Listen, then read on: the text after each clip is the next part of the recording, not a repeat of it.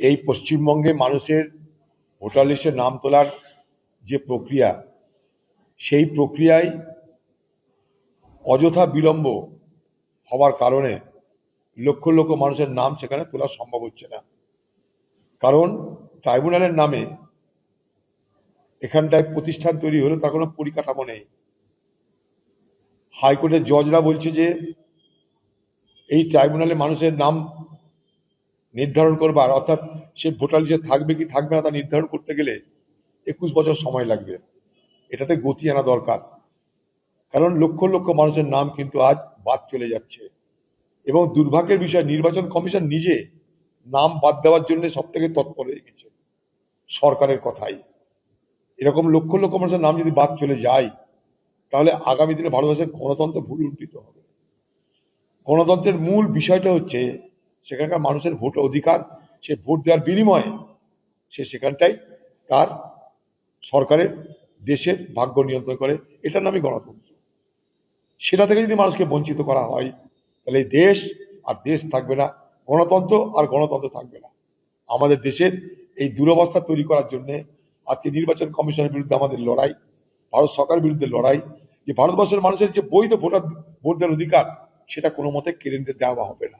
তার জন্য supreme court গেছি, একবার না আবার যাব।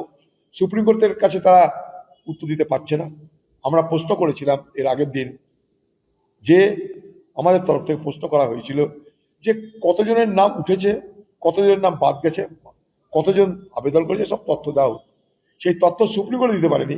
আমাদের আরেকটা এমপি, আমাদেরই ভাই ঈসা খানের একটা আরটিআই একটা দরখাস্ত করেছিল সরকারের কাছে, সেখানে তারা বলছে যে না, আরো 31 লক্ষ লোকের বিরুদ্ধে নাম কাটার ব্যবস্থা করা হচ্ছে, হিসাবে তাই দাঁড়াচ্ছে। স্বাভাবিকভাবে ব্যাপারটা খুব জটিল। আমরা সুপ্রিম কোর্টের কাছে আবার যাব, আবার যাব, আবার যাব। পুজোতে ওসব ভাষণ না মেরে যাতে মানুষ সস্তায় চিনি পায়, সস্তা যাতে জিনিসপত্র কিনতে পারে, সস্তা যাতে বিদ্যুৎ খরচ করতে, তার ব্যবস্থা করা দরকার। পুজো সবাই ঘরে ঘরে করে। এখন পুজো আমি করি, তাই জন্য আমার বাজারে দেখানোর কোনো দরকার নাই। পুজো সবাই করে।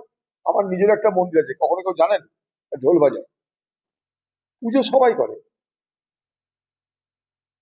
পুজো করা মানে এমন না যে পুজোর কেউ পেটেন্ট নিয়ে নিয়েছে। মুশকিলটা যে বাংলায় এখন পুজো করার পেটেন্ট নিয়ে নিয়েছে। মমতা ব্যানার্জি আমাদের দুর্গাপুজো মানে মমতা ব্যানার্জি করবে, চোখ আঁকবে মমতা, নাক আঁকবে মমতা, এসব করার মধ্যে দিয়ে বাংলার যে সংস্কৃতি ছিল দুর্গাপুজোকে কেন্দ্র করে, সে শারদীয়ার উৎসবের যে মূল থিমটা সেটাই নষ্ট হয়ে গেছিল, এবং এগুলো সমস্ত পলিটিক্যাল পুজোয় রূপান্তরিত হয়েছিল। আমরা এটা চাইবো না যে বাংলায়